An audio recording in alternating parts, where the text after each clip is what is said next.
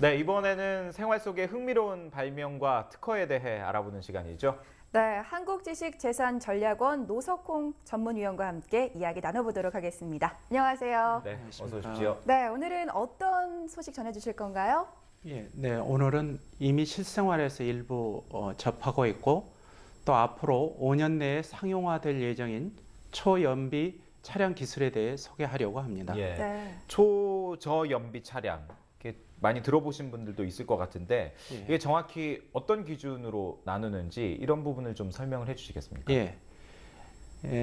초저연비 차량에 대한 명확한 정의는 내려져 있지 않습니다. 예. 그러나 대표적으로 유럽이나 일본에서 개발 중인 3리터카, 즉 100km를 주행하는데 3리터의 연료를 소비하는 자동차가 있겠고요. 예. 미국의 경우에는 PNGV라고 해서 이 프로젝트에서 목표로 삼고 있는 34km per 리터의 그러한 연비를 달성하는 승용차도 초저연비 차량이라고 부를 수가 있겠습니다. 예. 네, 그런데 최근에는 조금 더 이 발전된 기술을 이용을 해서 차량이 공개됐다고 들었는데요. 어떤 건가요?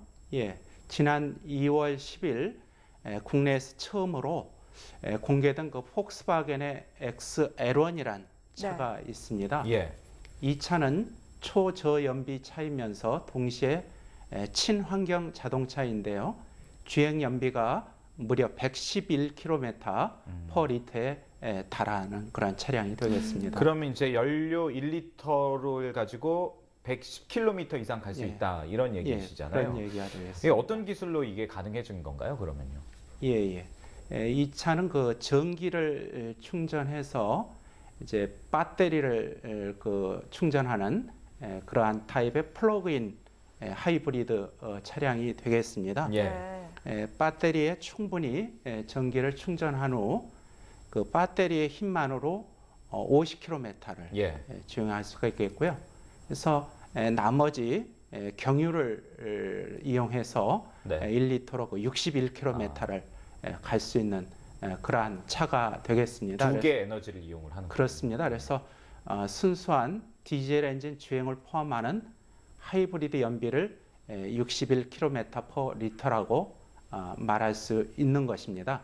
예. 네. 하지만 이처럼 순수한 하이브리드 모드 연비가 61km라고 하더라도 기존의 그 하이브리드 차량에서 도달하기 어려운 그러한 수치가 되겠습니다.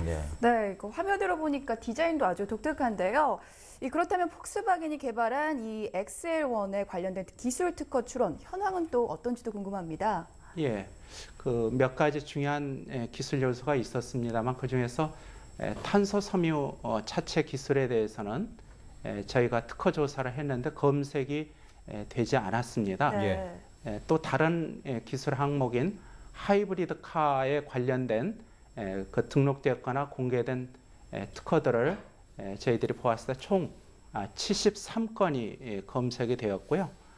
나라별로 봤을 때는 미국이 35건, 그다음에 유럽이 34건, 일본이 4건 그렇게 출원이 된 상황이었습니다. 그래서 그 탄소 섬유 그 차체 기술에 대해서는요. 폭스바겐사가 독자적인 어떤 기술력의 그 확보보다는 외부 업체에서 기술을 사오거나 아니면 외부 기관과 협력하는 오픈 이노베이션 그런 개념을 도입하고 있는 것처럼 그렇게 보였습니다.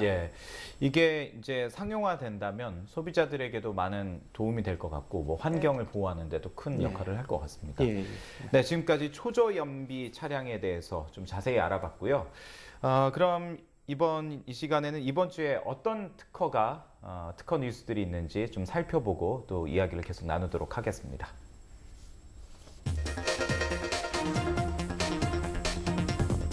중소기업청과 중소기업진흥공단은 기술력이 있는 중소기업에게 최대 20억 원의 특허권 담보대출을 지원한다고 밝혔습니다.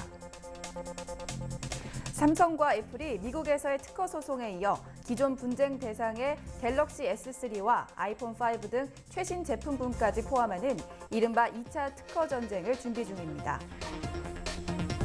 한국전자통신연구원 애트리가 보유 기술에 대한 가치를 인정받아 한국산업은행으로부터 100억 원을 투자받았습니다. 네. 자, 유다현 앵커가 이번 주 특허 이슈를 좀 전에 소개를 해 주셨는데요. 이 가운데 좀 주목할 만한 소식 좀 더 자세히 알아볼까요? 예.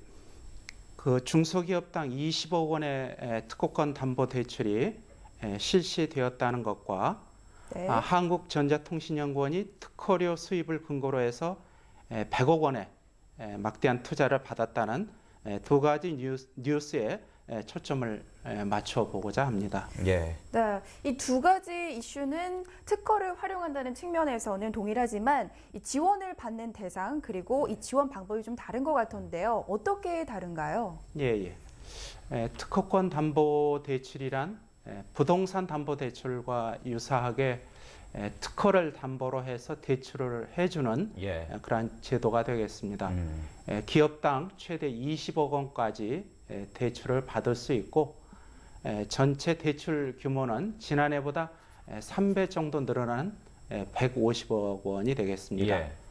이와 달리 애트리에 적용된 지식재산권 로열티 유동화는 지식재산권을 보유한 기업이나 연구소가 보유한 특허를 통해 그 발생할 수 있는 로열티를 기초자산으로 활용해서 투자를 받고 투자자는 발생하는 미래 현금을 상환 자금으로 받는 그러한 금융 기법의 하나의 방법이 되겠습니다. 애트리는 이 같은 방법으로 지급받은 투자금을 국제 표준 특허 약 한 376건 정도 보유하고 있는데요.